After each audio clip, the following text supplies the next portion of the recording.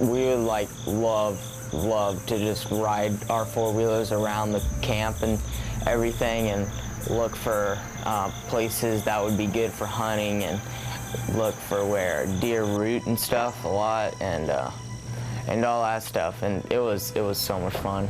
We were packing up really to go home, and like it was our last day, and I took that one last ride.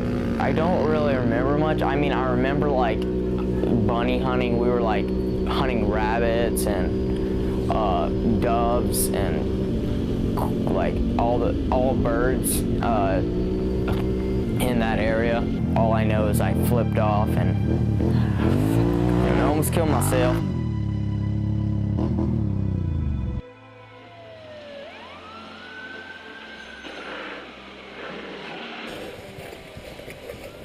So right here is where we found Brock, and the four-wheeler was on the other side. You see where the four-wheeler had hit here, and the four-wheeler was laying back over in there.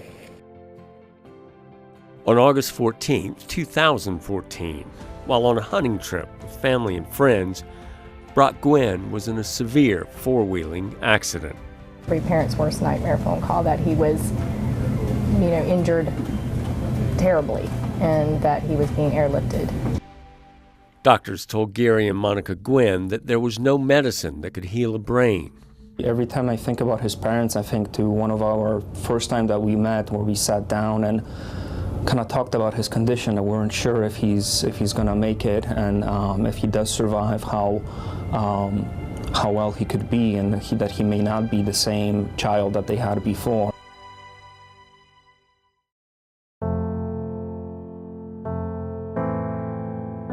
It was a terrible night.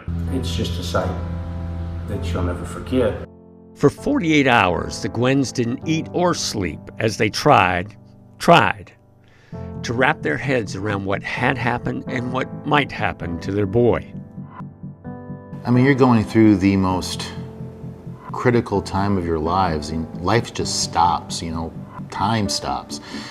We are 176 steps from the front doors of Children's Hospital. 2 days turned into 5 weeks as Memorial's medical staff brought their highest level of care. The Gwynns added their love, and God did what God does. No one can tell you whatever's going to happen with a brain injury. It's just impossible to read. For those 5 weeks, the Ronald McDonald House made it possible for the Gwynns not to worry about themselves at all. You still have to eat. You have to get some rest. You have to take care of yourself. Being able to do that, knowing that if you had to, you can run across the street and be at your child's side in like 2 minutes, makes that rest go a little bit easier. And my youngest one, I got pregnant with my youngest one, and then we end up staying right here. At Ronald McDonald House, the Gwynns were surrounded by people like Dave and Cora Roulon, volunteers who had walked in the Gwynns' shoes and understood the gift of enabling total devotion to their child. Volunteers as a whole help us run this house. We're able to do our mission because volunteers are here answering the phones or answering the door, working with the families or keeping the house nice and clean and doing the things that are needed to be done. Beyond that, even volunteering at events so we can raise the monies needed to support all these families makes a huge impact on us.